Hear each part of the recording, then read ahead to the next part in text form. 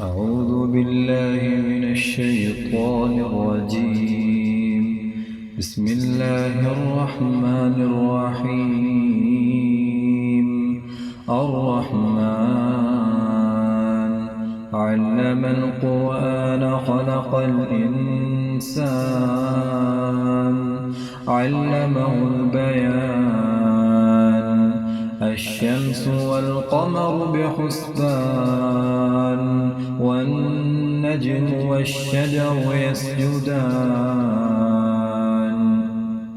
والسماء رفعها ووضع الميزان ألا تطغوا في الميزان وأقيموا الوزن بالقسط ولا تخسروا الميزان والأرض وضعها للأنام فيها فاكهة والنخل ذات الأكمام والحب ذو العصف والريحان فبأي آلاء ربكما تكذبان خلق الإنسان من صلصال كالفخار وخلق الجان من مارج من نار فبأي آلاء ربكما تكذبان رب المشرقين ورب المغربين فبأي آلاء ربكما تكذبان مرج البحرين يلتقيان بينهما برزخ لا يبغيان فبأي آلاء ربكما تكذبان يخرج منهما اللؤلؤ والمرجان فبأي آلاء ربكما تكذبان وله الجوار المنشآت في البحر كالأعلام فبأي آلاء ربكما تكذبان كل من عليها فان ويبقى وجه ربك ذو الجلال والإكرام فبأي آلاء ربكما تكذبان يسأله من في السماوات والأرض كل يوم هو في شأن فبأي آلاء ربكما تكذبان سنفرغ لكم أيها الثقلان فبأي آلاء ربكما تكذبان يا معشر الجن والإنس إن استطعتم أن تنفذوا من أقطار السماوات والأرض فانفذوا لا تنفذون إلا بسلطان فبأي آلاء ربكما تكذبان يرسل عليكما شواظ من نار ونحاس فلا تنتصران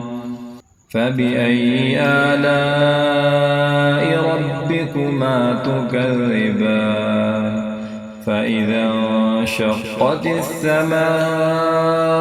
فكانت وردة كالدهان فبأي آلاء ربكما تكذبان فيومئذ لا يسأل عن ذنبه إنس ولا جان فبأي آلاء ربكما تكذبان يعرف المجرمون بسيماهم فيؤخذ بالنواصي والأقدام فبأي آلاء ربكما تكذبان هذه جهنم التي يكذب بها المجرمون يطوفون بينها وبين حميم آن فبأي آلاء ربكما تكذبان ولمن خاف مقام ربه جنتان فبأي آلاء ربكما تكذبان ذواتا أفنان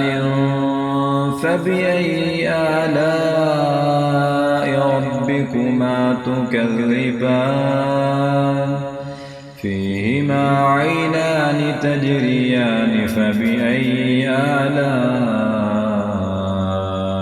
ربكما تكذبان فيهما من كل فاكهة زوجان فبأي آلاء ربكما تكذبان متكئين على فرش بطائنها من استبرق وجنى الجنتين دان فبأي آلاء ربكما تكذبان فيهن قاصرات الطرف لم يطمثهن إنس قبلهم ولا جان فبأي آلاء ربكما تكذبان كأنهن الياقوت والمرجان فبأي آلاء ربكما تكذبان هل جزاء الإحسان إلا الإحسان فبأي آلاء ربكما تكذبان ومن دونهما جنتان فبأي آلاء ربكما تكذبان مدهامتان فبأي آلاء ربكما تكذبان فيهما عينان نضاختان فبأي آلاء ربكما تكذبان فيهما فاكهة ونخل ورمان فبأي آلاء ربكما تكذبان فيهن خيرات حسان فبأي آلاء ربكما تكذبان حور مقصورات في الخيام فبأي آلاء ربكما تكذبان لم يطمثهن إنس قبلهم ولا جان فبأي آلاء ربكما تكذبان متكئين على رفرف خضر وعبقري حسان فبأي آلاء ربكما تكذبان تبارك اسم ربك ذي الجلال والإكرام